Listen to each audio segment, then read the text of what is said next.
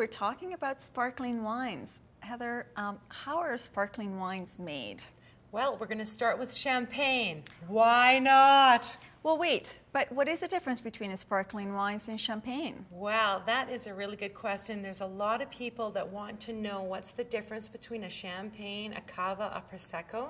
So today I've got 3 examples, and let's move through all 3 of them. Okay. Champagne is the top of the heap, and I must say that champagne is a proprietary word. You can only call a sparkling wine champagne if it comes from the region of Champagne in France. Everything else has to be called sparkling or anything but so champagne. Just because it's got bubbles, it doesn't mean it's a champagne. That is correct. Okay. Champagne is a very complicated and time-consuming method of making a sparkling wine. The end result is well worth it, but there is quite a few steps to it. Okay. Starting with the growing area in Champagne is the marginalized area where grapes can ripen. So what we want is a barely ripened grape with high acidity. That makes the best champagne. Then they blend the wine, they make wine, and they make it in stainless steel tanks. That's how this all started out. They have these people that actually have rows of wines from all the different tanks, and they're tasting the wines and spitting them and recording information on them. Those people then will decide what the house blend will be for the champagne. It's an incredible amount of information that you have to have for your sensory and your palate. They say that these people even know what socks the farmer was wearing on the day of the harvest of that grape. They can tell on the wine. Sorry, champagne. Yes. So what is the price range between of a good champagne versus maybe not such a good lower class champagne, if there isn't something like that? It does run over $50 because after they go and take this wine and blend it all up, then they put it into bottles with a little bit of yeast and sugar, and they put just a crown cap, like a beer cap, on it, and then they lay it down, and it's going to age in there. This kicks off this secondary fermentation. You know, the bubbles that you see inside? Okay, this is what's going on now. It's lying down.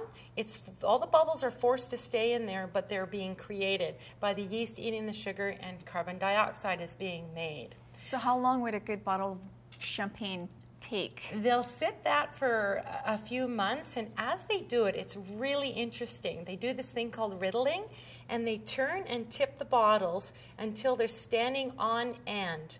Okay, so the cap part is now on the end, and all the dead yeast cells are in there. Then they freeze that part, crack open the bottle cap, and the yeast cells jump out. Then they quickly put the cork cap in. Then they put the wire cage back on, and then it'll sit around for another 18 months doing some more aging before it's released. It's 18 months. It's quite incredible, the amount of aging from the beginning of the wine to the end of the wine. They can incorporate the yeast in laying down within the 18 months. Wow. So it's a long time to sit there. So given all of the work that it takes to make a bottle of champagne, we can see the result is wonderful, but it is a pricey thing. Well, apparently well worth it. Well worth it. So you mentioned 2 other kinds that people assume are champagnes, but they're not. You mentioned Spanish cava and a prosecco, which I always thought was just an Italian champagne. Yes, that's true. I want to cover that with you. So I am looking at a cava right now. Okay. What's the difference? The grapes used in a champagne are Pinot Noir, Chardonnay, and Pinot Meunier. Now, the Pinot Meunier and the Pinot Noir are red grapes, but they crush them right away, and inside that pulp is clear. So that's why we don't see a purple champagne. So it isn't just one specific grape that goes into the champagne. There's 3 different types. There's 3 different ones. That's really interesting. Okay. So that's our champagne, and then our cava uses completely different grapes. It's Parelletta, Macabeo, and Xarello, grapes that you probably never hear of otherwise. No, and it sounds totally different than the champagne content. Wow. So obviously very Spanish. Very Spanish, and the method of making this is almost exactly the same. The only difference is that the Spanish people are using these huge machines called gyro pallets, where they put 200 bottles into a machine, and that does that turning and tipping until it's on its point. So that's the difference. What people have to do by hand in Champagne, they do in a machine in about 3 days in Spain. Great. Difference in price, quite a bit. You can get a nice cava for between $15 and $22, a little bit more if it's special. But think about it, made the same way, different grapes, but the method is the same. Big difference. Wow. And how about Prosecco? Prosecco is interesting because it is delightful, I have to say. Yes, I am quite a fan. Yes. But it's not a champagne. No, it's not. And Prosecco is the grape. It's actually the name of the grape. Yes, actually the name of the grape used in the area where they produce this wine. If that I'm going to get a little technical on you. That's all right. It's the name of the grape is actually Glera. But there's been a change. But if you see Prosecco, that's the name of the grape, and it's grown in the area where they're allowed to use the word Prosecco. If it's made in an area outside of the law for making that wine, they have to call it the Glera grape. So sparkling wines can come from anywhere. It's just that the designations might change for what they call them. There's Right. sparkling wines in Germany, Australia. Canadian sparklings are lovely. Prosecco only has one grape then. Yes, Prosecco Okay. is the grape. What makes it a $15 bottle of wine is that it is made completely in a tank, in a pressurized tank. So this really lowers the cost of it.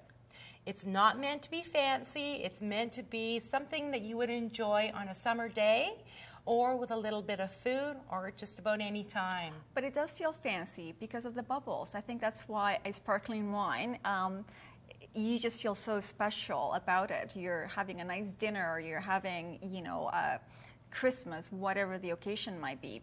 Now, we all see movies where champagne is, drank in strawberries, and I see you have strawberries here. Is that what we're going to do? Bit of a myth. Well, I mean, I shouldn't say anything right now, but just take a bite of the strawberry and have a bit of this champagne and tell me if you think it goes.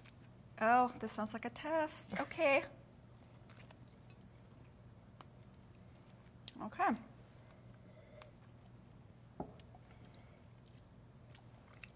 This is the face I make when something doesn't go. Oh, that's such a letdown. I know, isn't it? It's just ruined the taste of the champagne.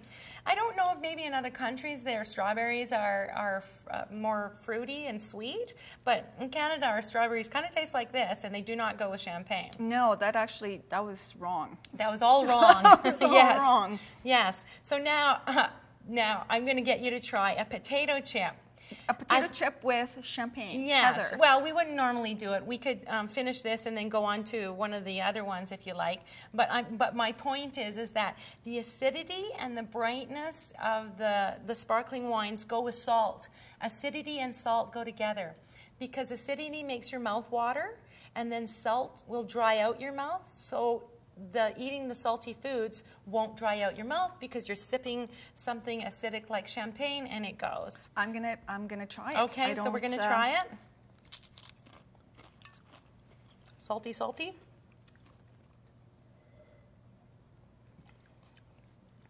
That was way different. Yes. Well, we've learned something new today, that's for sure. So for more information, please visit our website where you will find a handout with a lot more information and food pairings from Heather. Yes, I will do more food pairings. Potato chips is just an example.